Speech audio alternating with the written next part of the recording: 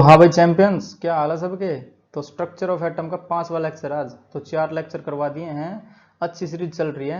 Lecture को देखो तो एंजॉय, मजा आएगा उसमें, ठीक है। और उसके बाद ये देख लो, ये वैसे नहीं देखोगे तो भी आ जाएगा ये। तो इसमें पढ़ेंगे हम quantum numbers, Pauli's exclusive principle. तो हमारे पास 4 क्वांटम नंबर्स हैं। जब बोहर सर का मॉडल फेल हुआ है उसके बाद है ये। जैसे इलेक्ट्रॉन एक वेव साबित हो गया ना, जो अपने डी ब्रोय सर हैं उन्होंने वेव साबित कर दिया। इसके जो 2 स्टूडेंट्स थे, डेविस एंड जर्मर ने, तो डिफ्रैक्शन शो कर दिया। इलेक्ट्रॉन डिफ्रैक्शन शो करता, तो डिफ्रैक्शन वेव शो कर सकती है ओनली।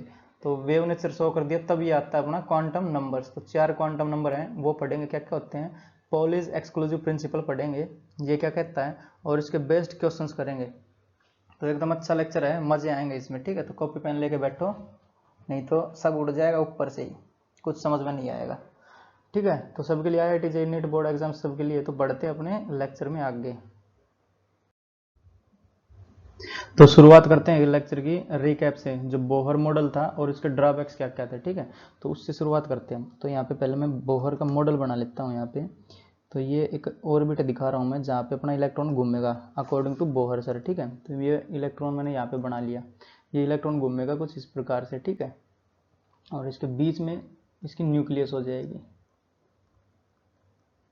न्यूक्लियस। तो ये है अपना Bohr atomic model, Bohr atomic model, atomic model, ठीक है। तो इनके जो ड्रॉबैक्स थे वो क्या क्या कहते हैं, क्योंकि एट द लास्ट ये फेल हुआ है ये वाला भी, जो इसके ड्रॉबैक्स हैं ये नहीं चलता ना आजकल। तो इसके बाद ही तो क्वांटम नंबर्स आएंगे अपने, कैसे कैसे क्या आएंगे।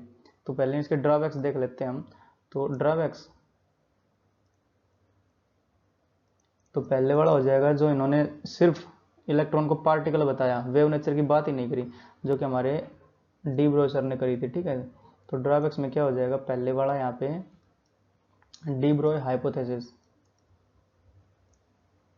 डी ब्रोय हाइपोथेसिस, ठीक है। तो इनके दो स्टूडेंट थे डी ब्रोय सर के, डेविसन एंड जर्मर। तो उन्होंने इलेक्ट्रॉन का वेव नेचर प्रूव करा था, डिफ्रैक्शन शो कर दिया था इलेक्ट्रॉन ने, ठीक है। तो वो भी पढ़ेंगे जब YDS आएगा, अपना यंग्स डबल स्लिट एक्सपेरिमेंट आएगा, तब उसमें पढ़ेंगे जो अपना डेविसन एंड जर्मर है उसका एक्सपेरिमेंट। वैसे देखो तो जो सेकंड लेक्चर है उसमें मैंने करवाया उनका डेरिवेशन भी, ठीक है।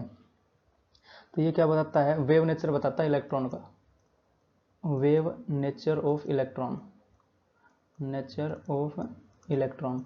बट जो बोहर सर हैं उन्होंने इलेक्ट्रॉन के वेव नेचर की बात ही नहीं करी, उन्होंने सिर्फ पार्टिकल मानना उसके इलेक्ट्रॉन को। तो एक तो ये ड्रॉबैक्स था इंपॉर्टेंट। दूसरा क्या हो जाएगा, जो हिजन्सबर्ग का अनसर्टेनिटी प्रिंसिपल था उसका वोलेशन कर रहा था, तो उसके ऊपर खरा नहीं उतरा, जो ये वाला अपना एटॉमिक मॉडल था बोहर सर का। तो हिजन्सबर्ग, हिजन्सबर्ग अनसर्टेनिटी प्रिंसिपल, अनसर्टेनिटी प्रिंसिपल। तो ये क्या कहता है प्रिंसिपल, तो जो एक कोई मूविंग माइक्रोस्कोपिक पार्टिकल है, जैसे अपना इलेक्ट्रॉन मूविंग है और माइक्रोस्कोपिक पार्टिकल है, तो इसकी एक साथ पोजीशन बताना और मोमेंटम बताना बिल्कुल गलत है। इसके पोजीशन और मोमेंटम एक साथ बता ही नहीं सकते। और उन्होंने इसका जो फॉर्मूला दिया था, पहले यहाँ पे लिख देता हूँ, जो इनका जो लॉ था ये। तो ये लॉ क्या कहता है, we can not decide, we can not decide position and momentum of a moving microscopic particle simultaneously, of a moving microscopic particle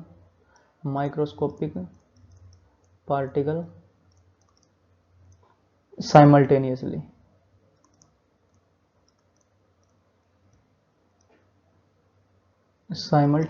ठीक है। तो एक साथ हम इसकी जो पोजीशन है और मोमेंटम है वो बता नहीं सकते, बट इन्होंने बता दिया था। जैसे इसकी वेलोसिटी बता दी, इलेक्ट्रॉन की वेलोसिटी, वेलोसिटी कितनी बताई थी, 2.18 और इंटू 10⁻6 मीटर पर सेकेंड।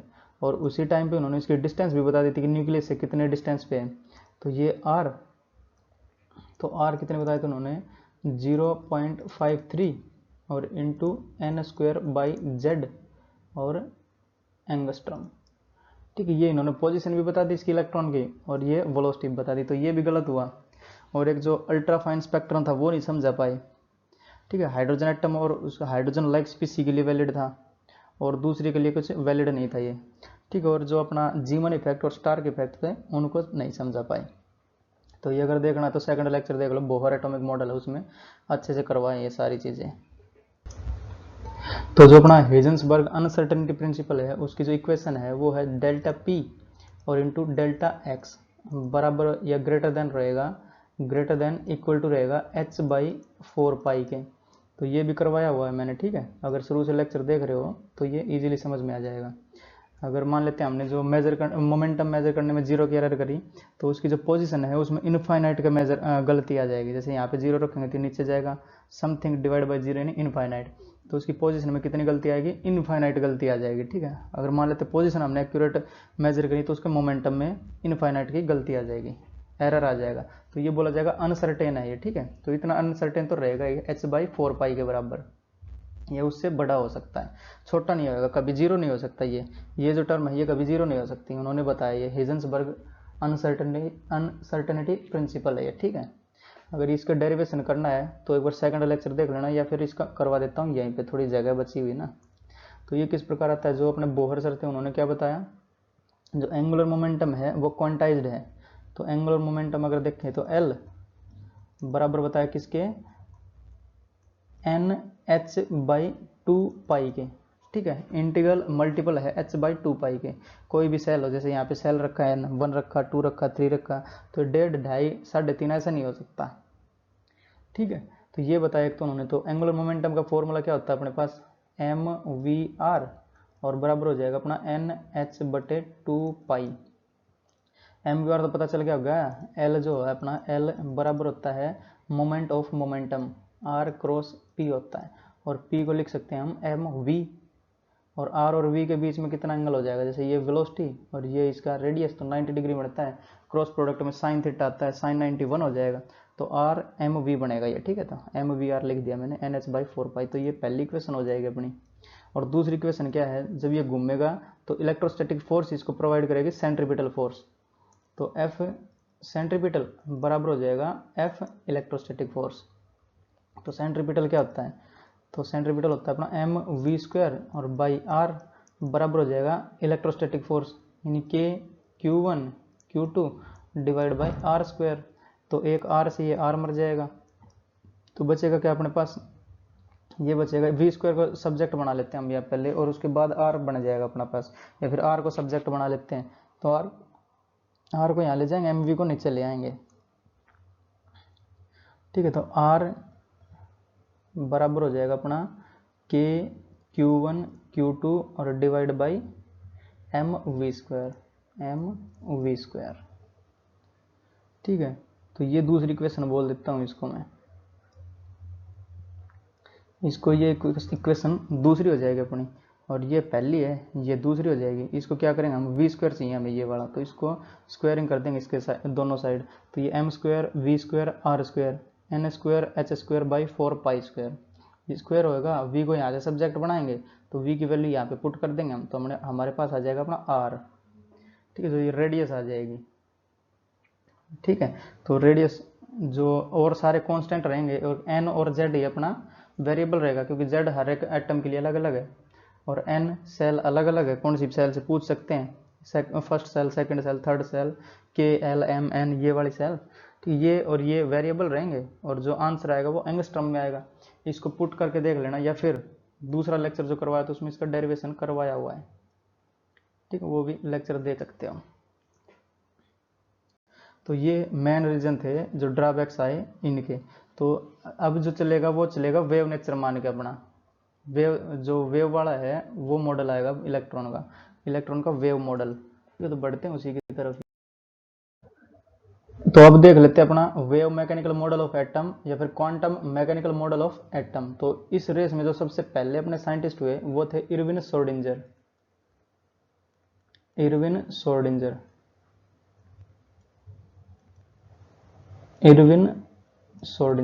तो इन्होंने क्या करा, जो इलेक्ट्रॉन वेव थी उसकी इक्वेशन दे दी, वेव इक्वेशन ऑफ इलेक्ट्रॉन दी। ठीक है, तो वेव इक्वेशन ऑफ इलेक्ट्रॉन इन्होंने दे दी वो। ठीक है, तो वो क्या थी, d2 psi divide by D X square plus D two psi और upon D Y square plus D two psi और upon D Z square plus 8 pi square M और डिवाइड बाई एच और into E minus P E और into जाई बराबर 0। ठीक है, ये इक्वेशन दी उन्होंने, तो यहाँ पे मैं लिख देता हूँ इसका जो नोटेशन है वो क्या क्या है। जैसे ये है अपना वेव फंक्शन है, ये जो जाई है अपना ये है वेव फंक्शन, वेव फंक्शन। ठीक है, और जो ये अपना ई है, ये वाला ई, ये है total energy, total energy, total energy. और जो पी है ये है अपना पोटेंशियल एनर्जी, पोटेंशियल एनर्जी। और जो ये एक्स वाई जेड है, ये किसी वेव, जैसे वेव है वो एक्स वाई जेड में चलती है ना, रैंडम चलती है, 3D में चलती है, तो ये इसके 3 सोल्यूशन है।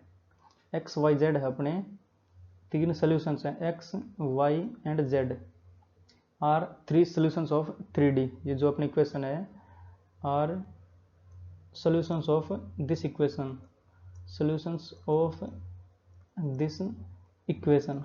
जैसे ये 3D में रहती है तो जो अपनी वेव है 3D में कहीं भी जा सकती है, तो एक्स वाई जेड ओरिएंटेशन है ये दिए हैं सोल्यूशन इस जो इक्वेशन है इसके, समझे।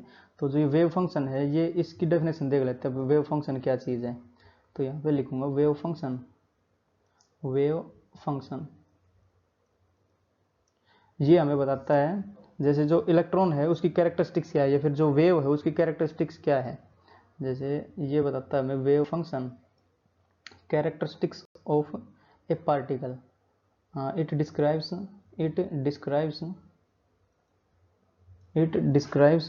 the character, the wave characteristics, the wave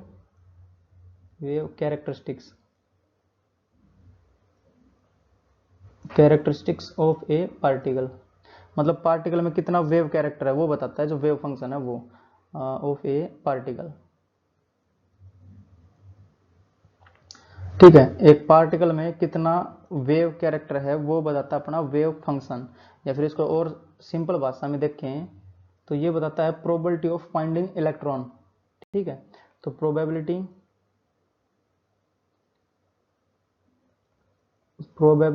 of finding electron, ठीक है, जो ये अपने 3 सोल्यूशन आए इसके एक्स वाई जेड, तो ये बताएगा अपना कितना, जो इसके 3 सोल्यूशन है ये बताएंगे प्रोबेबिलिटी ऑफ फाइंडिंग इलेक्ट्रॉन, तो इलेक्ट्रॉन कहाँ कहाँ पाया जा सकता है, तो वो बताएगा अपने जो वेव फंक्शन है ये, जो ये 3 सोल्यूशन आए एक्स वाई जेड कहाँ मिलेगा वो बताएगा ये वाला जो अपना वेव फंक्शन है ये। ठीक है, तो ये जो इक्वेशन है श्रोडिंगर की, इसका कहीं डेरिवेशन दिया नहीं है यहाँ पे, या फिर अपने सिलेबस में भी है नहीं है, तो हम इसको एज इट इज याद करेंगे, याद करने के लिए है बस ये जस्ट। ठीक है, तो जो ये 3 सोल्यूशन है इसको ये याद रखने हमें, एक्स वाई जेड जो है वो बताएंगे कि इलेक्ट्रॉन कहाँ हो सकता है। जैसे 3D में हो सकता है ना, क्योंकि वेव है, अब तो इलेक्ट्रॉन एक वेव है ना, तो वेव 3D में कहीं भी जा सकती है एक्स वाई जेड, तो इसके 3 कोऑर्डिनेट मिल जाएंगे तो इलेक्ट्रॉन की पोजीशन पता चल जाएगी, समझ रहे हो। तो ये श्रोडिंगर सर आए थे पहले, उन्होंने ये अपनी इक्वेशन दी थी। ठीक है, तो ये जो 3 सोल्यूशन आते हैं ये बनते हैं अपने 3 क्वांटम नंबर्स बनते हैं ये, और जो 4th है वो स्पिन क्वांटम नंबर है। ठीक है, वो स्पिन से आया, जो इलेक्ट्रॉन कैसे घूमता है क्लॉकवाइज एंटी क्लॉकवाइज। ठीक है, तो वो उससे आया जो 4th वन है। तो 3 आए इससे, इसके सोल्यूशन है 3, जैसे प्रिंसिपल क्वांटम नंबर हो गया, एजीमुथल क्वांटम नंबर हो गया, या फिर मैग्नेटिक क्वांटम नंबर हो गया, ये 3 है इसके सोल्यूशन। जो श्रोडिंगर इक्वेशन है उसके 3 सोल्यूशन है, तो वो आएंगे principal quantum number, azimuthal quantum number, और एक हो जाएगा अपना मैग्नेटिक क्वांटम नंबर। और जो 4th आएगा, जैसे 4 क्वांटम नंबर होते हैं ना, तो 4th आएगा इलेक्ट्रॉन के स्पिन से, कैसे स्पिन कर रहा है क्लॉकवाइज एंटी क्लॉकवाइज, उसी के एक्सिस पे। तो क्वांटम नंबर्स की ओर, तो अब देखते हैं अपने क्वांटम नंबर्स। जैसे अगर बात करें श्रोडिंगर वेव इक्वेशन की, तो उसके 3 सोल्यूशन थे, तो वो 3 सोल्यूशन से बनेंगे 3 क्वांटम नंबर। ठीक है, Schrodinger wave equation gives 3 quantum numbers, wave equation gives 3 quantum numbers,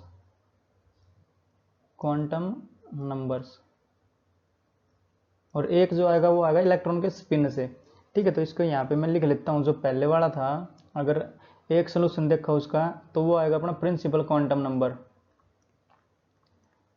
principal quantum quantum number. ठीक है, जो प्रिंसिपल की स्पेलिंग रहेगी वो हेड ऑफ अपना स्कूल हो जाएगा। ठीक है, प्रिंसिपल की वो ही रहेगी ये। और जो हो जाएगा अपना दूसरा रहेगा azimuthal quantum number, azimuthal quantum number. ठीक है, इसको हम बोल सकते हैं अपना angular momentum quantum number, angular momentum quantum number. ठीक है, जो थर्ड हो जाएगा, अगर उसके इक्वेशन का थर्ड जो रहेगा अपना, वो हो जाएगा magnetic quantum number, magnetic quantum number. ठीक है, जो फोर्थ वन आएगा वो अपना आएगा स्पिन से। तो जो इसको थोड़ा अलग लिख लेता हूँ फोर्थ वन को। जो फोर्थ आएगा अपना वो आएगा spin quantum number, spin quantum number. तो अगर इनका नेमिंग दें हम, तो जो प्रिंसिपल क्वांटम नंबर है उसको हम एन से डिनोट करेंगे, एन। और जो एजीमुथल है उसको हम एल से करेंगे, और जो मैग्नेटिक है उसको हम एम से करेंगे, और जो स्पिन क्वांटम नंबर है इसको हम एस से डिनोट करेंगे। ठीक है, तो ये हमारे 4 क्वांटम नंबर होंगे। जो प्रिंसिपल क्वांटम नंबर है, एजीमुथल क्वांटम नंबर है, मैग्नेटिक क्वांटम नंबर है, और एक है स्पिन क्वांटम नंबर। तो इनके देख लेते हैं वर्ग क्या क्या है, ये क्या बताएगा, ये क्या बताएगा, ये क्या बताएगा। तो यहाँ से हम शुरू करेंगे पहले वाले से। जो प्रिंसिपल क्वांटम नंबर है वो क्या बताएगा हमें। जैसे यहाँ पे देखें हम, तो principal quantum number, principal quantum number, principal quantum number. तो ये स्मॉल एन लिख सकते हैं इसको हम। तो ये क्या इंफॉर्मेशन देगा हमें, ये बताएगा size of orbital, size of orbital, size of orbital. ठीक है, ऑर्बिटल कितनी बड़ी है, जहाँ पे जो 3D स्पेस है। ऑर्बिटल क्या है, एक 3D स्पेस है ये। जो ऑर्बिटल है वो अपना 3D स्पेस है एक। ये बताएगा कितना बड़ा है, जो अपना प्रिंसिपल क्वांटम नंबर है वो बताएगा कितना बड़ा है जो 3D स्पेस है वो। तो अगर बेसिकली इसकी बात करें हम, जो एन देगा हमें, ये जो प्रिंसिपल क्वांटम नंबर है ये बताएगा सेल के बारे में।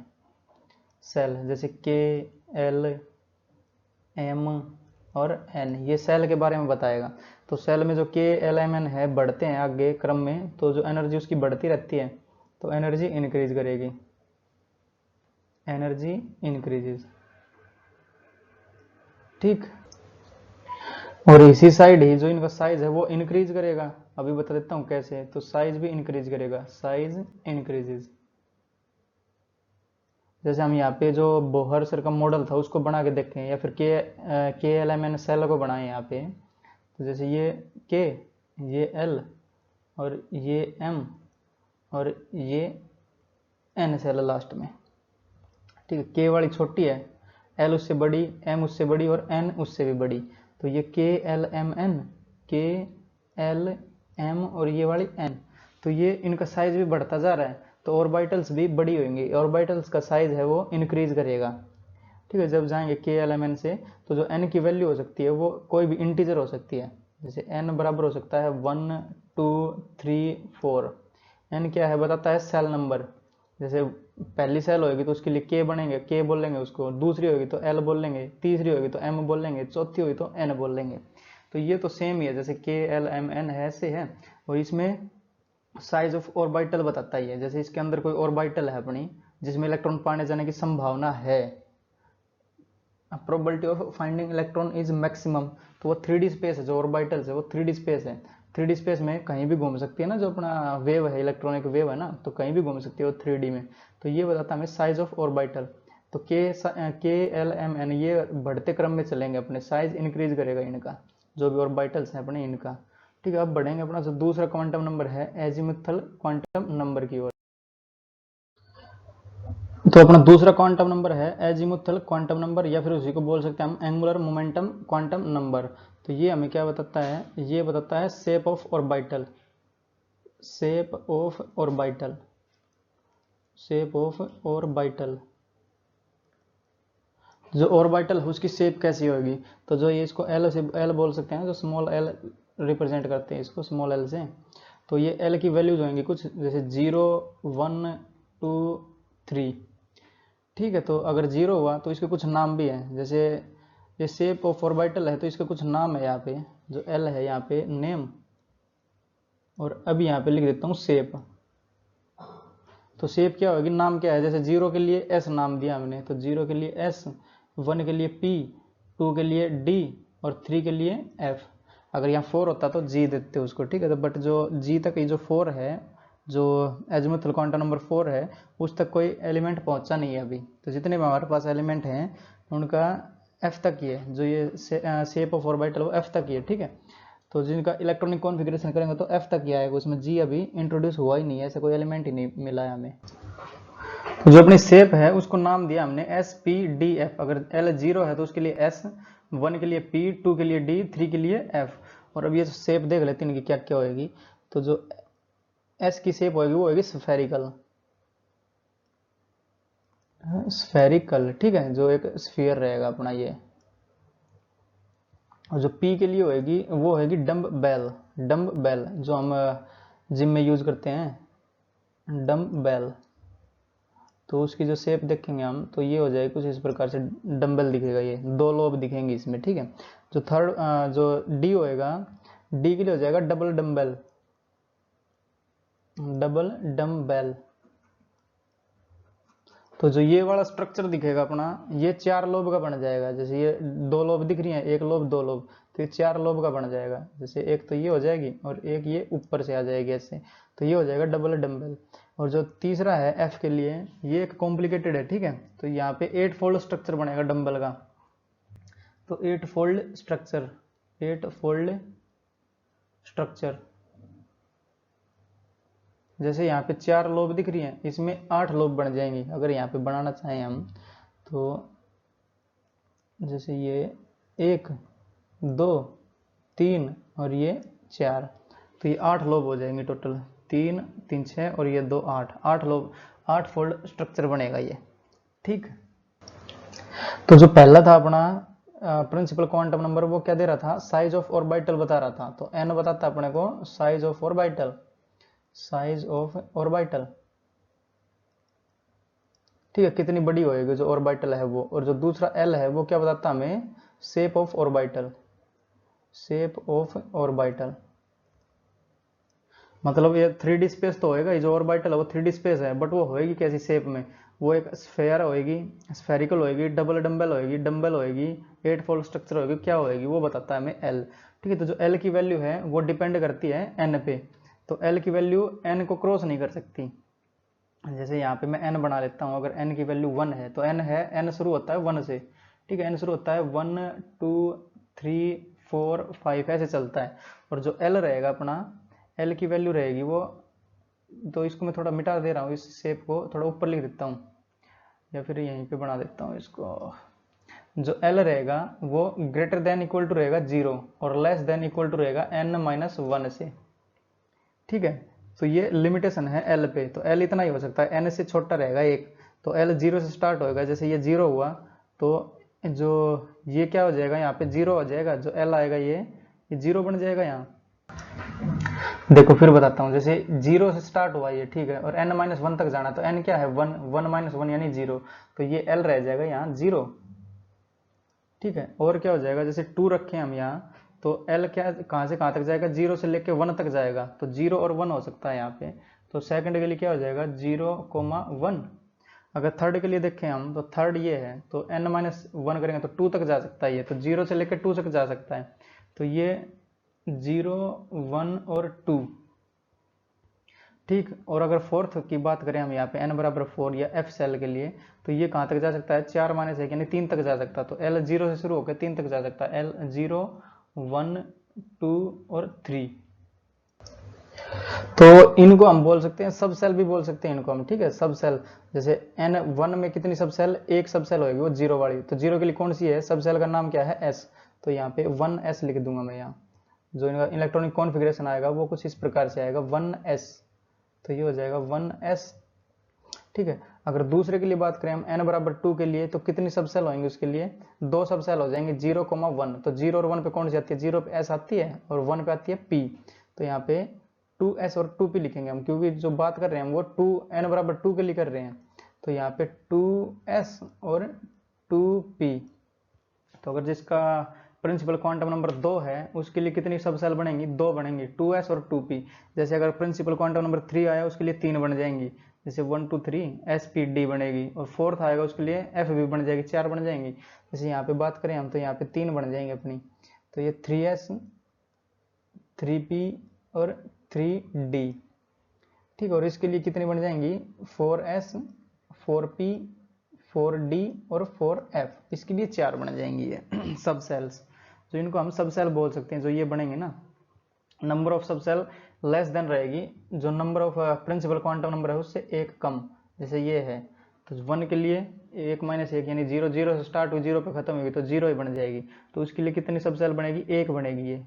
इसको अगर नंबर में देखें तो ये 1 है ना, एक डिजिट है ना, तो एक सब सेल बनेगी। कौन सी बनेगी, वो 1s बनेगी, क्योंकि प्रिंसिपल क्वांटम नंबर क्या है अपना 1 और सब सेल का नाम क्या है s, एक ही सब सेल है तो 1s बन जाएगी। अगर 2 सब सेल हैं, जो प्रिंसिपल क्वांटम नंबर 2 है उसके लिए सब सेल कितनी, एक कम बनेगी उससे, तो 0 भी हो सकती है 1 भी हो सकती है। तो 0 के लिए s, 1 के लिए p, तो इनका नाम हो जाएगा ये 2s और 2p, क्योंकि दो quantum number principal quantum number क्या है 2, तो 2 के लिए कितनी बनेंगी 2s और 2p, 2 बनेंगी 0 और 1। तो 0 1 के लिए क्या है s और p। यहाँ पे अगर लिखूं तो s p s p d s p d f और ये सिंपल s, ठीक है, समझ रहे हो। ये अगर 3 का देखें तो 3 के लिए कितनी बनेंगी, 3 ही बनेंगी। कौन कौन सी, 0 1 2 3s 3p 3d। अगर 4 के लिए देखें तो 4 बनेंगी, 5 के लिए देखेंगे तो 5 बन जाएंगे, ठीक है। 1 के लिए 1 बनेगी, 2 के लिए 2 बनेंगी, 3 के लिए 3, 4 के लिए 4, 1s 2s 2p 3s 3p 3d 4s 4p 4d और 4f। समझ रहे हो। तो एल पे लिमिटेशंस हैं, वो एन से एक्सीड नहीं कर सकती, एन से एक छोटी रहेगी हमेशा। तो जो ये पर्टिकुलर है ये वाला, इसको हम नंबर ऑफ सब सेल्स बोल सकते हैं, ठीक है। तो जैसे कि ये कन्वेंशन बना दिया हमने नंबर ऑफ सब सेल्स बोलने का। वैसे तो ये है ऑर्बिटल ही, तो ऑर्बिटल को फाइंड करने की जगह है ये, कहाँ पे इलेक्ट्रॉन मिलेगा ऑर्बिटल में ही। तो ये अपने बोल सकते हैं हम सब सेल। तो ये वैसे होगा जैसे किसी के घर को ढूंढना है हमें, तो पहले देखेंगे इंडिया में है कहीं, फिर देखेंगे भाई हरियाणा में है कहाँ है, तो फिर देखेंगे उसकी सिटी क्या है, और फिर इसका देखेंगे उसका जो घर है वो कहाँ पे पड़ेगा, कौन से गांव में पड़ेगा, ठीक है। तो वैसे ही है, तो पहले मिलेगा सेल, फिर सब सेल, फिर ऑर्बिटल, और उस ऑर्बिटल में मिलेगा अपना इलेक्ट्रॉन, और वो मिलेगा ना मिलेगा उसकी कोई गारंटी नहीं है, प्रोबेबिलिटी है वहाँ पे मिलने की इलेक्ट्रॉन की, ठीक है। तो यहाँ से अगर ट्रेंड लिखे हम यहाँ पे, तो पहले मिलेगा अपना सेल, फिर सब सेल, और फिर ऑर्बिटल, और फिर जो मिलता है ये इलेक्ट्रॉन फाइंड होने की प्रोबेबिलिटी मिलती है। फिर भी ये श्योर नहीं कह सकते कि इलेक्ट्रॉन यहीं पे मिलेगा, फिर भी प्रोबेबिलिटी मिलेगी हमें, प्रोबेबिलिटी ऑफ फाइंडिंग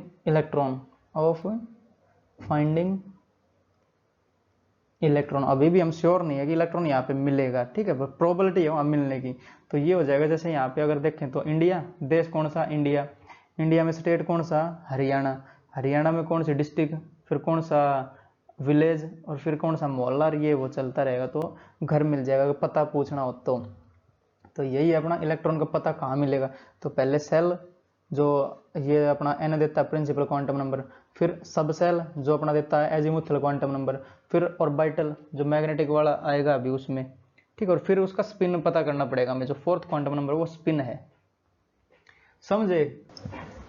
तो अब यहाँ पे बात कर लेते हैं थोड़ी, जो एंगुलर मोमेंटम है उसका क्वांटम नंबर, जो एंगुलर मोमेंटम की भी यहाँ पे बात कर लेते हैं, ठीक है। थोड़ा सा यही जगह पे एक फॉर्मूला दिया है, उसका डेरिवेशन तो दिया नहीं है फॉर्मूले का, तो बस फॉर्मूला दिया है और उसके बेस्ड क्वेश्चन कर लेंगे फिर।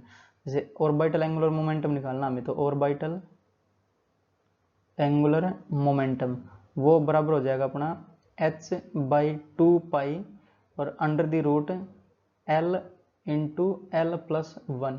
तो इसका डेरिवेशन दिया नहीं है, तो हमें ये एज इट इज याद करना पड़ेगा, ठीक है। तो इससे ऑर्बिटल एंगुलर मोमेंटम निकल जाएगा हमारे। एल की वैल्यू अगर हमें मिल जाएगी, ये एल की वैल्यू मिली तो ऑर्बिटल एंगुलर मोमेंटम निकल जाएगा। तो इसके क्वेश्चन देख लेते हैं पहले, फिर आगे बढ़ेंगे, ठीक है। तो ये क्वेश्चन लेते हैं हम, find orbital angular momentum of an electron in 3p subshell. तो इससे क्या है, जो हमने पढ़ा अभी एजीमुथल क्वांटम नंबर, उसका थोड़ा ज्ञान बढ़ेगा इससे। तो हमें क्वेश्चन दिया है, find orbital angular momentum of an electron in 3p subshell. तो एक 3p सबसेल में कोई इलेक्ट्रॉन है, उसका एंगुलर मोमेंटम बताना हमें। तो ये सोल्यूशन, तो जो एंगुलर मोमेंटम उसका फॉर्मूला क्या था, ऑर्बिटल एंगुलर मोमेंटम, तो वो बराबर कितना आया था अपना, h/2 under the root l into l plus 1। तो हमें क्या चाहिए इसमें, सिर्फ l चाहिए हमें, एजीमुथल क्वांटम नंबर चाहिए हमें। तो ये 3p सब सेल है।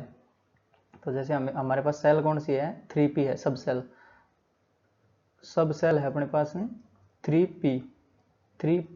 तो 3 क्या देता है, ये देता है प्रिंसिपल क्वांटम नंबर, यानी n बताता है हमें ये n। तो हमें n से तो कोई मतलब है नहीं, हमें चाहिए l की वैल्यू चाहिए हमें। तो ये जो n है ये बताता है अपने को प्रिंसिपल क्वांटम नंबर,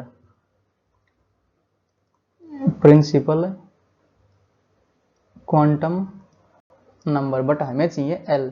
तो हमें देखना पड़ेगा p क्या बताता है। तो p एक सब सेल ही बताता है। p क्या बताता है हमें, सब सेल। अगर सब सेल की बात करें हम, तो l से डिनोट करते हैं उसको हम, तो हम उसको डिनोट करते हैं l से। तो l की वैल्यू क्या क्या हो सकती है, 0, 1, 2, 3 और 4 ऐसे हो सकती है। तो 0 के लिए सब सेल s, 1 के लिए p, 2 के लिए d और 3 के लिए f। तो ये हमारे पास सब सेल्स हैं सारी। तो हमें क्या कौन सी दी है, p सब सेल दी है, p के लिए l की वैल्यू कितनी, 1। तो हम यहाँ इस फॉर्मूले में 1 रख देंगे, तो ऑर्बिटल एंगुलर मोमेंटम आ जाएगा अपने पास। तो ऑर्बिटल एंगुलर मोमेंटम बराबर हो जाएगा अपना h/2 और अंडर द रूट l कितना है यहाँ पे 1। जैसे ये 1 है तो 1 रखेंगे यहाँ, और 1 प्लस 1 यानी 2 हो जाएगा। तो 1 इंटू 1 प्लस 1, ठीक है। तो ये √2 बन जाएगा अपना। तो ऑर्बिटल एंगुलर मोमेंटम बराबर हो जाएगा √2 टाइम्स है √2 और h/2, ये अपना आंसर हो जाएगा इसका। तो ऐसे इजी क्वेश्चन आएंगे उसमें, ठीक है। इसको इजीली कर सकते हो, इसमें कोई हार्ड एंड फास्ट नहीं। तो अब यहाँ पे जो वैल्यू बदल के कुछ भी दे सकता है। जैसे s की बात करें हम, यहाँ s सब सेल की, तो s के लिए कितनी, जो l की वैल्यू कितनी हो जाएगी, 0। तो यहाँ पे 0 रख देंगे, तो ऑर्बिटल एंगुलर मोमेंटम कितना आ जाएगा, 0 आ जाएगा, ठीक है। तो कुछ भी रख सकते हैं यहाँ पे, जैसे 2p रख दिया, तो 2p के लिए कितने, p के लिए तो 1 ही है, तो 1 के लिए 1 और इंटू 1, तो सेम आ जाएगा, यही अपना, ठीक। तो ये हमारे इसका एक आंसर हो जाएगा इसका ये। तो बढ़ते हैं अपने नेक्स्ट क्वांटम नंबर पे। तो अब अपना मैग्नेटिक क्वांटम नंबर, तो ये क्या देता है, नंबर ऑफ ऑर्बिटल्स देता है, कितनी ऑर्बिटल्स हैं किसी में, तो नंबर ऑफ ऑर्बिटल्स, या फिर ओरिएंटेशन ऑफ ऑर्बिटल्स बताता है, ठीक है। जो हमने पहले पढ़ा n, तो वो क्या देता है, साइज ऑफ ऑर्बिटल, और जो l देता है हमें, वो क्या देता है, शेप ऑफ ऑर्बिटल,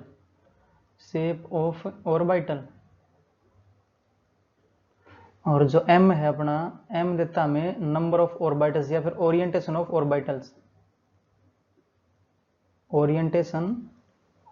ऑर्बिटल्स। तो किस तरफ ओरिएंटेट है, जैसे x में ओरिएंटेट है, y में ओरिएंटेट है, z में ओरिएंटेट है, किस साइड है, ठीक है।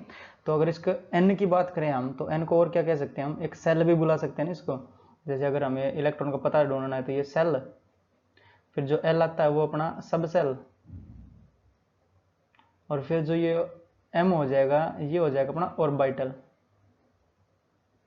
ऑर्बिटल्स, ठीक है। तो ये नंबर ऑफ ऑर्बिटल्स देता है m हमें। तो m की वैल्यू है वो हो सकती है अपनी m, तो यहाँ थोड़ा बीच में लिखता हूँ इसको, तो m हो सकता है अपना less than equal to plus l और greater than equal to minus l।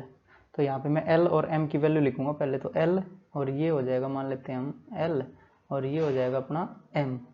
तो l की वैल्यू कितनी हो सकती थी, 0, 1, 2, 3, ठीक है। तो m कितना हो जाएगा, m हो जाएगा अपना 0 और -1, 0, +1, +1। ठीक, इसकी रेंज है ना ये, जैसे m की रेंज कितनी है, -l से +l तक है, तो ये l1 है अगर, तो ये -1 फिर 0 उससे बड़ा 0 और फिर उससे छोटा है उसके बराबर l के बराबर, तो +1 हो जाएगा। अगर m2 के लिए बात करें हम, तो ये -2 -1 0 +1 और प्लस का 2।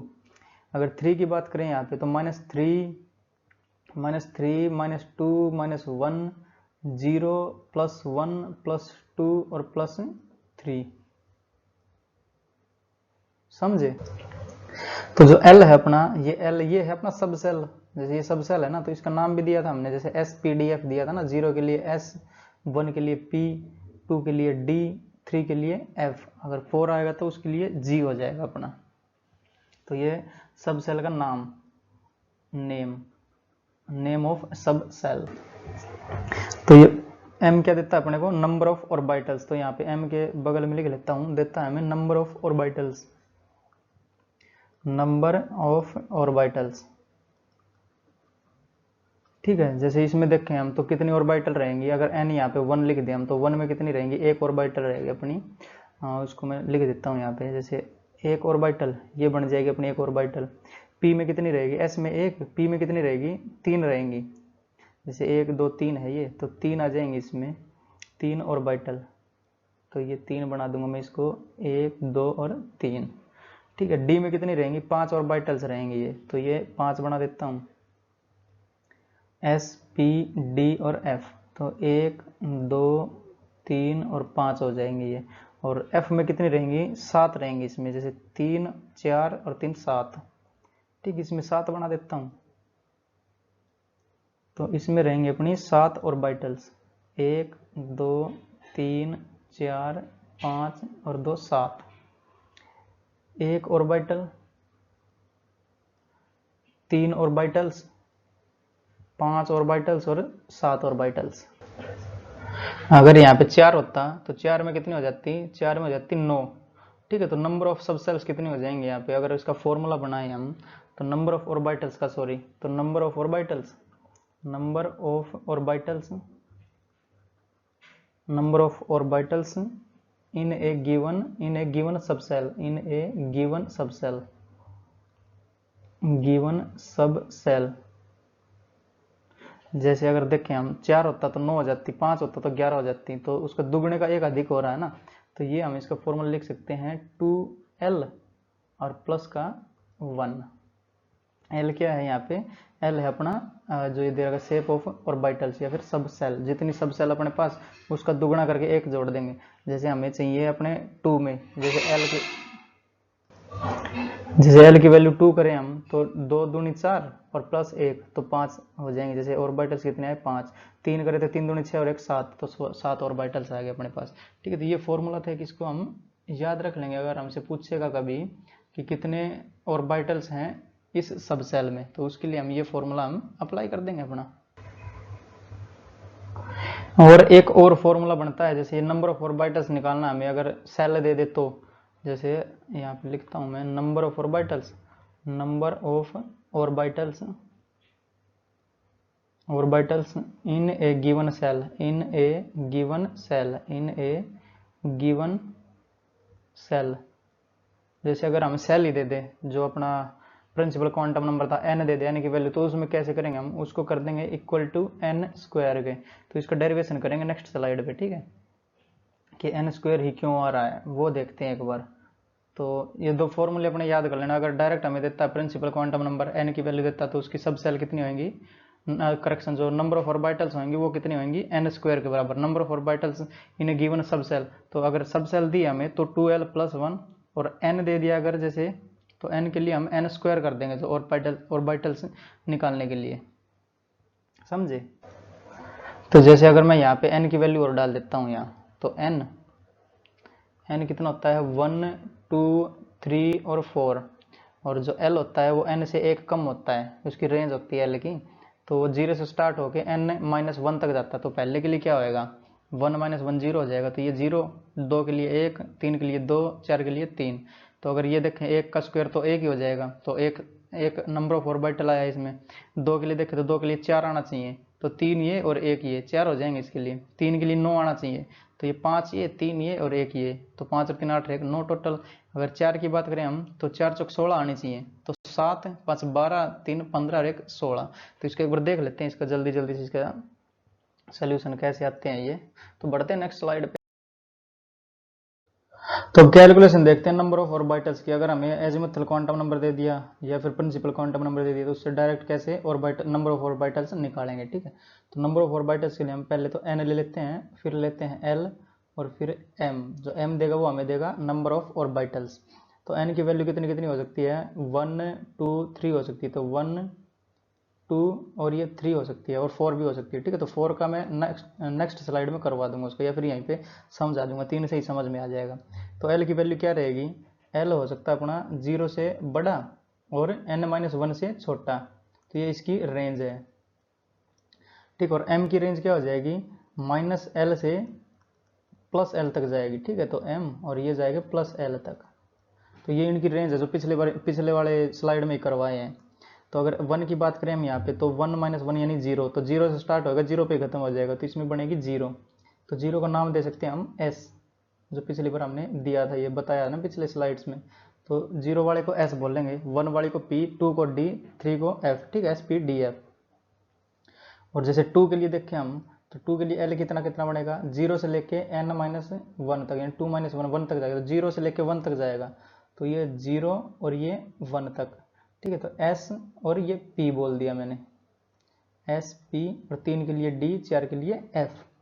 3 के लिए देखें तो 0 से लेके 2 तक जाएगा, तो 0 1 और 2, तो ये 0 1 और ये 2, समझे। तो अब देखो जैसे m की वैल्यू कितनी आएगी, m के लिए हमें क्या है -l से +l तक, तो 0 है, 0 + 0 +0 -0, तो 0 ही रहेगा ये। तो ये हो जाएगा अपना 0, तो यानी एक सब सेल बनेगी ये, तो ये एक ऑर्बिटल बनेगी, ठीक है। एक ऑर्बिटल बना दी मैंने ये। जैसे इसके 2 के लिए देखें तो 0 के लिए तो 0 एक ही बनेगी ये, तो 0 के लिए m की वैल्यू 0, और जो n की वैल्यू है जैसे 1 के लिए कितनी -1 0 और +1, तो ये -1 0 और +1, तो इसमें ये 3 और ऊपर वाले में 1, तो ये हो जाएगी एक ऑर्बिटल, और नीचे हो जाएंगे अपनी 3 ऑर्बिटल, 1 2 और 3 ऑर्बिटल। अगर इसकी बात करें हम तो इसमें 0, तो 0 के लिए एक ऑर्बिटल, ठीक है। 1 के लिए -1 0 और +1, तो इसके लिए बनेंगी 3 ऑर्बिटल, ठीक है, 1 2 और 3। और अब है 2, तो 2 के लिए क्या क्या बनेगा, -2 -1 0 +1 और +2, तो इसके लिए बनेंगी 5 ऑर्बिटल्स, तो 1 2 3 4 और 5, ठीक है। तो ये अपने नंबर ऑफ ऑर्बिटल्स होंगे। अगर n की बात करें तो ये कितने नंबर ऑफ ऑर्बिटल्स बने, 1 3 और 1 4 और 5 9, तो 3 का स्क्वायर कर देंगे तो 9 आ जाएगा। जैसे इसके 2 की बात करें हम तो 1 2 3 और 4, तो 2 का स्क्वायर कर देंगे तो 4, 1 का स्क्वायर कर देंगे तो एक ऑर्बिटल आ जाएगी अपनी समझे। अगर हमें वो दिया हो l दिया हो, जैसे 1 के लिए क्या करेंगे हम, 2l + 1 करना होता है, तो 2 × 1 और +1 यानी 3, तो पहले वाले में कितनी, जो p सब सेल है उसमें कितने ऑर्बिटल्स बनेंगे, 3। s में कितने बनेंगे, 0, क्योंकि s की वैल्यू 0 है, 2 × 0 + 1, तो 2 × 0 यानी 0 और +1 यानी 1, तो ये एक ऑर्बिटल बन जाएगी अपनी। तो वे फॉर्मूला देख लो अब, नंबर ऑफ ऑर्बिटल्स, तो नंबर ऑफ ऑर्बिटल्स, तो अगर हमें दे रखा हो सब सेल, सब सेल कर लेता हूँ सब सेल, तो ये आ जाएगा अपना बराबर हो जाएगा 2l + 1। और अगर हमें नंबर ऑफ सब ऑर्बिटल्स निकालने, अगर प्रिंसिपल क्वांटम नंबर दे रखा है तो ये हो जाएगा बराबर हो जाएगा n² के, for principal quantum number, for principal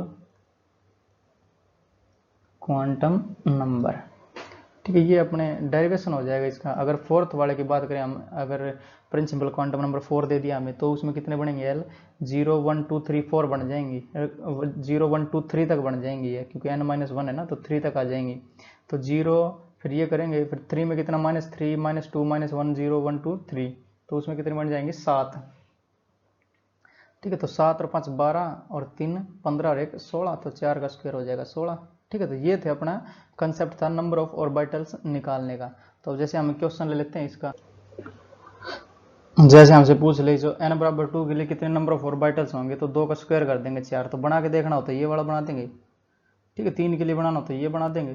तो ऐसे ही आएंगे इसमें क्वेश्चंस, समझ रहे हो? तो अच्छा चैप्टर लग रहा है, तो इजी चैप्टर है, कोई दिक्कत नहीं है। तो अब हम बढ़ेंगे जो अपना फोर्थ क्वांटम नंबर बचा है, यानी स्पिन क्वांटम नंबर की ओर। तो जो अपना फोर्थ क्वांटम नंबर है वो है स्पिन क्वांटम नंबर। तो ये क्या कहता है, इलेक्ट्रॉन रोटेट करेगा इसके एक्सिस के अबाउट, ठीक है, electron rotates about its own axis, on axis. तो वो दो ही पोजीशन ले सकता है, एक तो घूम सकता है वो काउंटर क्लॉकवाइज, और एक घूम सकता है क्लॉकवाइज। तो सी डब्ल्यू यानी क्लॉकवाइज और ए सी डब्ल्यू मतलब एंटी क्लॉकवाइज। तो ये दो तरीके से घूम सकता है। तो जो एस की वैल्यू आएगी अपनी, या तो +½ हो सकती है और या फिर हो सकती है -½ तो ये इसमें बताया नहीं गया है कि जो क्लॉकवाइज है वो +½ लेगा या जो एंटी क्लॉकवाइज है वो -½ लेगा, कुछ भी ले सकता है। अगर इसमें से एक क्लॉकवाइज है तो दूसरे इलेक्ट्रॉन को काउंटर क्लॉकवाइज होना ही पड़ेगा, ठीक है। अगर एक की जो वैल्यू हो +½ है तो दूसरे की वैल्यू -½ होनी चाहिए, ठीक है। ये कहता है अपना स्पिन क्वांटम नंबर। तो इसके बाद आता है अपना पॉलीज एक्सक्लूसिव प्रिंसिपल। तो यहीं पे समझा देता हूँ उसको भी। तो पॉलीज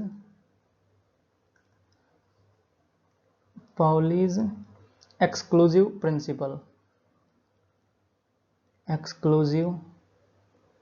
प्रिंसिपल, ठीक है। तो ये क्या कहता है, जो दो इलेक्ट्रॉन है वो एक जैसा एड्रेस नहीं रख सकते, ठीक है। तो यहाँ अगर इसकी डेफिनेशन लिखें तो ये क्या हो जाएगा, no two electrons can have same set of 4 quantum number, same set of 4 quantum numbers. जैसे अगर चारों क्वांटम नंबर सेम हो जाएंगे उसके, तो दो इलेक्ट्रॉन एक ही जगह पे मिल जाएंगे। और जो स्पेस में एक जगह पे दो चीज़ रह नहीं सकती। अगर कोई मान लेते हैं XYZ है ये, तो XYZ पे एक ही चीज़ रह सकती है एक बार में, दो चीज़ एक साथ उसकी ओरिएंटेशन नहीं हो सकती, ठीक है। तो no two electrons can have same set of 4 quantum numbers. अगर 3 सेम हो सकते हैं उसके, बट जो चौथा है उसको डिफरेंट होना पड़ेगा, ये कहता है। अगर इसकी दूसरी परिभाषा देखें हम और करके दूसरी परिभाषा देखें इसकी, तो ये हो जाएगा no two electrons in the same atom can have same address, ठीक है। एक जैसा एड्रेस नहीं हो सकता है, सेम एड्रेस मतलब सेम क्वांटम नंबर नहीं हो सकते चारों के चारों। अगर 3 सेम है तो एक को अलग डिफरेंट होना ही पड़ेगा, इसमें 100% है ये। तो ये कहता है अपना पॉलीज एक्सक्लूसिव प्रिंसिपल। ये स्वाभाविक भी है, अगर एक चीज़ कोई रखी है किसी स्पेस में कहीं पे भी, तो वहाँ पे दूसरी चीज़ थोड़ी हो सकती है एक ही टाइम पे। जैसे यहाँ पे XYZ में कुछ रखा है, मान लेते जो एक X और Y और Z में कोई इलेक्ट्रॉन रखा है एक, तो इसी स्थान पर दूसरा इलेक्ट्रॉन थोड़ी रखा जा सकता है। तो उसके लिए जो फोर्थ क्वांटम नंबर है या फिर जो 4 में से एक क्वांटम नंबर को अलग होना पड़ेगा, तब उसका जो एड्रेस है वो डिफरेंट हो जाएगा। तो जैसे फोर्थ स्पिन क्वांटम नंबर है अपना, वो क्या कहता है, एक +½ हो या फिर एक दूसरा हो। अगर इलेक्ट्रॉन एक क्लॉकवाइज घूम रहा है तो दूसरा इलेक्ट्रॉन यहाँ पे काउंटर क्लॉकवाइज घूम सकता है, तब उसका ठीक हो जाएगा ये, क्योंकि उसके जो फोर्थ क्वांटम नंबर है वो अलग हो जाएगा, स्पिन अलग हो जाएगा ना उसका, एक क्लॉकवाइज घूम रहा है एक काउंटर क्लॉकवाइज घूम रहा है, तो वो वैलिड है, ठीक है। इसके अलावा दोनों स्पिन अगर सेम कर रहे हैं, जैसे +½ स्पिन कर रहा है, तो वो नहीं हो सकता, ठीक है, ऐसा पॉसिबल नहीं हो सकता। तो ये कहता है हमारा पॉलीज एक्सक्लूसिव। जैसे यहाँ पे एग्जांपल की बात कहूँ मैं, तो n = 1 ले लेता हूँ मैं, ठीक है। तो n = 1 लिया मैंने, n 1, तो l कितना हो जाएगा, 0 हो जाएगा, क्योंकि l की वैल्यू कितनी है, 0 से लेके n-1 तक इसकी लिमिट है। तो n-1 यानी 1 - 1 0, तो l हो जाएगा अपना 0। तो m कितना हो जाएगा, m भी 0 हो जाएगा, क्यों, क्योंकि m की लिमिट क्या है, +L से -L तक, -L से +L तक है। तो 0 माइनस कर दो या प्लस कर दो तो 0 ही रहेगा। और एक जो फोर्थ है अपना स्पिन क्वांटम नंबर, तो यहाँ पे मैं लिखूंगा स्पिन। तो स्पिन क्या पोजीशन ले सकता है, 2 ले सकता है, एक तो +½ और एक -½ तो ये जैसे कितनी ऑर्बिटल बनेगी, एक ऑर्बिटल बनेगी ये। तो जो s है, ये s है, थोड़ा लिख देता हूँ दूर, और यहाँ पे एक ऑर्बिटल बना देता हूँ, क्योंकि एक ही ऑर्बिटल बनेगी ये। तो स्पिन कितना हो सकता है, 2 हो सकता है। तो स्पिन की वैल्यू कितनी है, +12 और एक -12। तो एक तो ये ले सकता है +12 और एक ले सकता है -12। ठीक है, एक क्लॉकवाइज घूम रहा था, एक को काउंटर क्लॉकवाइज घूमना पड़ेगा। ठीक है, तो यहाँ पे अगर 2 इलेक्ट्रॉन है अपने पास, तो ये एक तो भरा जाएगा क्लॉकवाइज, तो मैं क्लॉकवाइज को बना देता हूँ ऐसे, और एक हो जाएगा एंटी क्लॉकवाइज। ठीक है, तो एक सब सेल में या फिर एक ऑर्बिटल में 2 ही इलेक्ट्रॉन भरे जा सकते हैं। अगर मान लो मैं 10-12 डाल रहा हूँ इलेक्ट्रॉन, तो उनका स्पिन सेम हो जाएगा, तो ये एक जैसा नहीं हो सकता ना फिर वो एड्रेस उनका। मान लो तीन डालना चाहूँ मैं, तो कैसे डालूंगा, कैसे भी नहीं डाल पाएंगे, क्योंकि एक तो ये हो गया काउंटर क्लॉकवाइज, एक हो गया एंटी क्लॉकवाइज। ठीक है, तो ये 2 ही डाल सकते हैं एक ऑर्बिटल में। एक तो हो जाएगा +12 स्पिन का, एक हो जाएगा -12 स्पिन का। उसके बाद अगर डालेंगे तो +12 का दूसरा हो जाएगा या फिर -12 का हो जाएगा। तो ऐसा हो नहीं सकता, जो पॉलीज एक्सक्लूसिव प्रिंसिपल कहते हैं। स्पेस में जैसे XYZ में एक ही हो सकता पार्टिकल, ठीक है, दूसरा नहीं हो सकता वहाँ पे। अगर उसका स्पिन अलग है तो एडजस्ट हो सकता है वहाँ पे, तो रह सकता है। ठीक है, तो ये हो जाएगा। अगर यहाँ पे बात करें हम, दो इलेक्ट्रॉन थे, तो पहले इलेक्ट्रॉन का एड्रेस क्या हो जाएगा, 1 0 0 क्लॉकवाइज। तो इसको मैं लिख देता हूँ क्लॉकवाइज, कुछ भी लिख सकते हैं, एक क्लॉकवाइज होना चाहिए, एक एंटर क्लॉकवाइज होना चाहिए, तो क्लॉकवाइज। और दूसरा इलेक्ट्रॉन अगर रखें यहाँ पे, तो उसका एड्रेस क्या हो जाएगा, 1 0 0 एंटी क्लॉकवाइज। ठीक है, तो ये हो जाएगा ACW, समझे। तो यहाँ से एक बात और निकल के आती है, जैसे ये अपना एक ऑर्बिटल है, इसमें 2 इलेक्ट्रॉन हो सकते हैं और वो भी अपोजिट स्पिन में, समझे। तो अब इसके क्वेश्चंस देख लेते हैं, जिससे थोड़ी और क्लैरिटी हो जाएगी। ठीक है, ये वाला जो पॉलीज एक्सक्लूसिव प्रिंसिपल है, इसके ऊपर बेस्ड क्वेश्चन देखते हैं। तो बढ़ते हैं नेक्स्ट स्लाइड पे। तो जैसे क्वेश्चन दिया हमें, find number of electron in second shell and fourth shell. ठीक है, तो यहाँ पे जो एक फॉर्मूला है इनका या फिर सोल्यूशन, एक डायरेक्ट फॉर्मूला है नंबर ऑफ इलेक्ट्रॉन निकालने हो किसी भी सेल में। तो number of electron in any shell वो बराबर हो जाएगा 2 टाइम्स ऑफ n²। n क्या है यहाँ पे, नंबर ऑफ सेल्स है। अगर जैसे 2 की बात करें यहाँ पे, तो 2 4 2 8 हो जाएगा। तो number of electrons in second shell आ जाएगा 8। फोर्थ सेल देखें तो 4 चौक 16, 16 दूनी 32। फोर्थ सेल में 32 आने चाहिए। तो ये एक फॉर्मूला है अपने पास, बट हमें इसको यहाँ पे डायग्राम बना के देखेंगे कितना आएगा। ठीक है, तो जैसे n दिया हमें 2, तो l कितना हो जाएगा यहाँ पे, और फिर चाहिए हमें m, और फिर चाहिए हमें स्पिन क्वांटम नंबर। तो ये 4 क्वांटम नंबर हमारे पास होने चाहिए। तो l की वैल्यू देखें तो l कितना आता है, l आता है 0 से n-1 तक। तो इसकी लिमिट है ये, तो 0 से n-1 तक, n-1। और m क्या आता है, m आता है -l से +l तक। ठीक है, तो +l तक। और स्पिन क्वांटम नंबर होता है 2 ही ले सकता है, एक तो +12 और एक -12। ठीक है, तो ये स्पिन क्वांटम नंबर अलग ही रख दिया मैंने। तो 2 के लिए देखना, सेकंड सेल के लिए, तो सेकंड सेल के लिए l कितना 0 1, और m कितना हो जाएगा 0, ये -1 0 और 1। ठीक है, सेल कितनी बनेगी, एक सेल। इसमें सेल कितनी बनेंगी, इसमें बनेंगी 3 सेल। तो ये हो जाएगी 3 सेल अपनी, ये 3 सेल बनेंगी इसमें। तो 1 2 और 3। ठीक है, तो जैसे अब स्पिन है, स्पिन तो 2 ही ले सकता है ना, एक तो +12 और एक -12। तो एक -12 और एक ले सकता है अपना +12। ठीक, तो 2 इलेक्ट्रॉन भरे जा सकते हैं एक ऑर्बिटल में। तो एक ऑर्बिटल ये पूरी है, तो इसमें 2 इलेक्ट्रॉन भरेंगे अपोजिट स्पिन में। तो एक मान लेते हैं हमने, एक भरा अपना काउंटर क्लॉकवाइज, कुछ भी बोल सकते हैं इसको। तो ऐसे 2 भरे जाएंगे, और इसमें भी 2 भरे जाएंगे, इसमें भी 2 भरे जाएंगे, इसमें भी 2 भरे जाएंगे। तो टोटल कितने हुए, 2 4 6 और 8। तो हमने क्या बताया, 8 ही बताया था। ये जो फॉर्मूला है, ये 2 का स्क्वायर 4, 4 दूनी 8। तो इसमें 8 भरे जाएंगे। अगर फोर्थ सेल की बात करें हम यहाँ पे, तो ये ले लेता हूँ फोर्थ सेल। तो फोर्थ सेल में l की वैल्यू कितनी हो जाएगी, 0 1 2 3। तो 0 1 2 और ये 3। इसमें 32 आने चाहिए ना, वो देखेंगे कैसे आएंगे।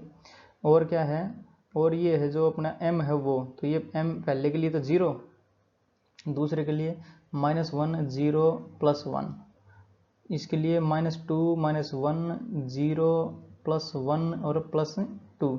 3 के लिए तो -3 -2 -1 0 1 2 और +3। ठीक है, इसके लिए ऑर्बिटल कितनी, एक ऑर्बिटल। इसके लिए कितनी, 3 ऑर्बिटल्स। इसके लिए 5, इसके लिए 7। तो इसके लिए 3 ऑर्बिटल्स, 1 2 और 3, इसके लिए 5 ऑर्बिटल्स, तो 1 2 3 4 और 5, और इसके लिए 7 ऑर्बिटल्स, 1 2 3 4 5 और 6 और एक ये 7, जैसे 1 2 3 4 5 6 और 7, तो 7 यानी ये 1 2 3 4 5 6 और 7। जैसे इसमें कितने, 2 इलेक्ट्रॉन के जो फोर्थ क्वांटम नंबर है, स्पिन क्वांटम नंबर है, इसमें 2 इलेक्ट्रॉन आएंगे, वो भी अपोजिट स्पिन में। तो एक मैंने ये डाल दिया और एक ये अपोजिट स्पिन वाला डाल दिया। इसमें भी दो आएंगे, तो ये भी 2 अपोजिट स्पिन में, ये भी 2, ये भी 2 अपोजिट स्पिन में, तो ये भी 2, ये सारे 2 आ जाएंगे यहाँ पे, ठीक है, अपोजिट स्पिन में। ये अपोजिट स्पिन में सारे 2 आ जाएंगे। तो जैसे अब काउंट करें तो यहाँ कितने, 32 आने चाहिए, 2 4 6 8 10 12 14 16 18 20 22 24 26 28 30 और 32, तो यहाँ पे आ जाएंगे टोटल नंबर ऑफ इलेक्ट्रॉन्स 32। ठीक है, ये अपने आंसर हो जाएंगे इसके। अब जैसे 3 के लिए पूछ लेगा, तो 3 का स्क्वायर 9, 9 दूनी 18, तो उसमें बना के देखोगे तो 18 इलेक्ट्रॉन ही आएंगे। ठीक है, तो रोकते हैं लेक्चर को यहीं पे, पढ़ाई करते रहें। All the very best. तो नेक्स्ट लेक्चर में मिलेंगे, जो हंड्स रूल आएगा अपना, वो कैसे अब इलेक्ट्रॉनिक कॉन्फ़िगरेशन चलेगा। जैसे ये भरने आ गए ना, तो अब चलेगा इलेक्ट्रॉनिक कॉन्फ़िगरेशन, उसमें हंड्स रूल पढ़ना पड़ेगा, अब वो प्रिंसिपल पढ़ना पड़ेगा, कैसे कैसे आएंगे अब वो और देखना है। तो एक अच्छी सीरीज चल रही है, पढ़ते रहो, एंजॉय करते रहो लेक्चर्स को। ठीक है, तो ऑल दी वेरी बेस्ट, मिलेंगे नेक्स्ट लेक्चर में।